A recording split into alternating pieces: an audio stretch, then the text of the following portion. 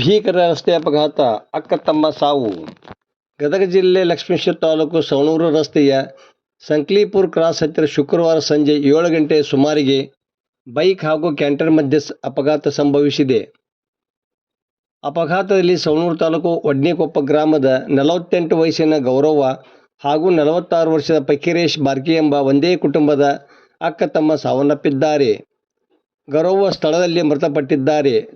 ತಕ್ಷಣ ತೀವ್ರವಾಗಿ ಗಾಯಗೊಂಡಿದ್ದ ಫಕೀರೇಶನನ್ನು ಲಕ್ಷ್ಮೇಶ್ವರ ಸಮುದಾಯ ಆಸ್ಪತ್ರೆಗೆ ಕರೆತಂದು ಅಲ್ಲಿ ಚಿಕಿತ್ಸೆ ನೀಡಲಾಯಿತು. ಅಲ್ಲದೆ ಅವನನ್ನು ತಕ್ಷಣ ಜಿಮ್ಸ್ಗೆ ಕಳುಹಿಸಿಕೊಡಲಾಯಿತು. ಆದರೆ ಜಿಮ್ಸ್ಗೆ ಹೋಗುವ ಮಾರ್ಗ ಮಧ್ಯದಲ್ಲಿ ಆತ ಮೃತಪಟ್ಟಿದ್ದಾನೆ ಎಂದು ಪೊಲೀಸರು ತಿಳಿಸಿದ್ದಾರೆ. ಘಟನಾ ಸ್ಥಳಕ್ಕೆ ಲಕ್ಷ್ಮೇಶ್ವರ ಠಾಣೆ ಪೊಲೀಸರು ಭೇಟಿ ನೀಡಿ ಮುಂದಿನ ತನಿಖೆ ಕೈಗೊಂಡಿದ್ದಾರೆ. ವರದಿ ನಾಗರಾಜ್ ಹಣಗಿ, ಪ್ರಜಾಧ್ವನಿ, ಲಕ್ಷ್ಮೇಶ್ವರ.